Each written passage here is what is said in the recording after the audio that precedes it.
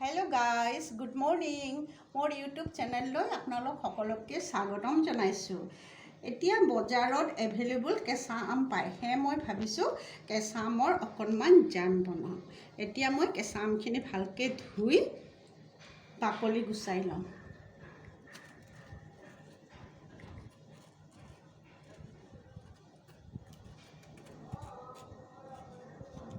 এয়া মোৰ আমৰ বাকলি গুচা হৈ গ'ল। এইখিনি কেঁচা আম যদিও পুৰত হৈছেতো অকণমান পকা পকা নিচিনা হৈছে। এতিয়া মই এইখিনি সৰু সৰুকৈ কাটি লওঁ।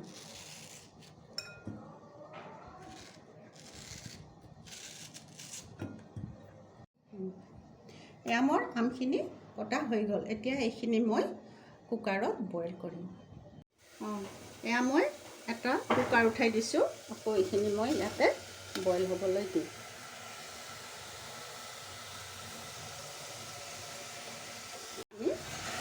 এড কৰিছোঁ।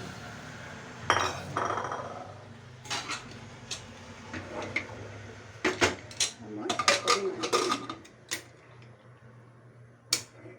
5 মিনিট বইল হ'বলৈ দিছোঁ। কুকাৰটো ঠাণ্ডা হৈছে, প্ৰেছাৰটো চাওঁ মোৰ ধুই কেনেকুৱা হ'ল। সিজি গৈছে, একদম ধুনীয়া চফ্ট হৈ গৈছে। মই এইখিনি চেকি লওঁ।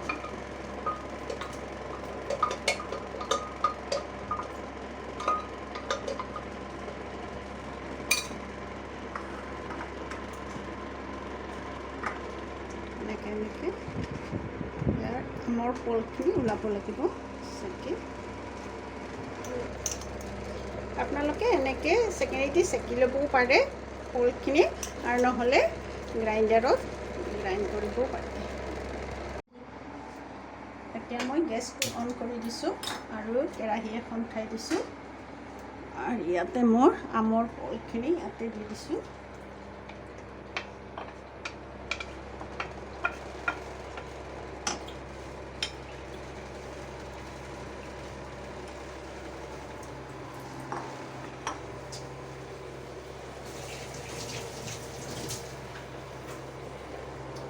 লৰাই থাকিব লাগিব।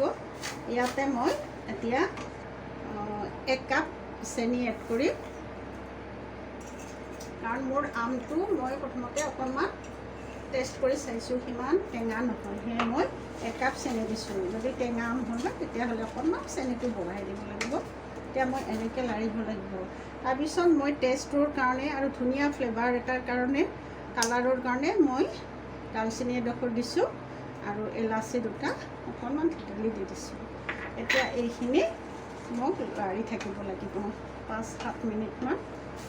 এনেকৈ লৰাই থাকিব লাগিব। এনেকৈ আমখিনি লৰাই থাকিব লাগিব, নহ'লে তলত লাগি যাব। সেয়েহে এনেকৈ লৰাই থাকিব লাগিব। এয়া মই প্ৰেছাৰত দালি ভাত বহুৱাইছোঁ। মই ঘৰুৱা কামৰ মাজতো মাজে মাজে এটা দুটা এনেকৈ ভিডিঅ' বনাওঁ। গাইজ, যদি আপোনালোকক মোৰ ভিডিঅ'বোৰ চাই ভাল লাগে তেনেহ'লে লাইক, শ্বেয়াৰ আৰু ছাবস্ক্ৰাইব কৰিবলৈ নাপাহৰিব।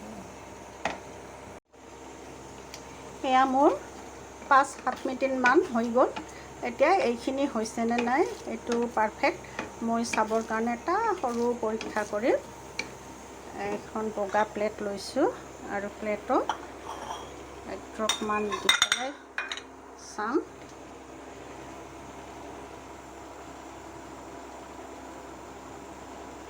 অকণমান ঠাণ্ডা হ'ব লাগিব, তাৰপিছত চাম।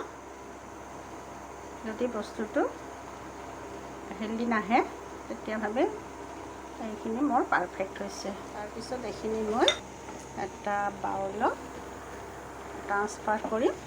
তাৰপিছত কাঁচৰ বৈয়াম এটা, বটল এটাত অকণমান ঠাণ্ডা হ'লে, বেছি ঠাণ্ডা হ'লে বস্তুটো ভৰাব নোৱাৰিম জেমখিনি। সেই অকণমান ঠাণ্ডা হ'লে মই কাঁচৰ এটা বটলত ভৰাই ৰাখিম। এয়া মই বাউল এটা এইখিনি ট্ৰান্সফাৰ কৰিছোঁ আৰু মই এই দালচেনিৰ টুকুৰাটো মই উলিয়াই নিম। এতিয়া মই এটা কাঁচৰ বটল লৈছোঁ, ভালকৈ ধুই শুকাই লৈছোঁ, যাতে টোপালো পানী নাথাকে, নহ'লে মোৰ জেমখিনি নষ্ট হৈ যাব। এয়া মই ইমান ধুনীয়া লাগিছে। ইয়াতে ফুড কালাৰো দিব পাৰি, মই পিছে ফুড কালাৰ ইউজ কৰা নাই। এইটো কালাৰ ইমান ধুনীয়া লাগিছে নহয়নে? মই ইয়াতে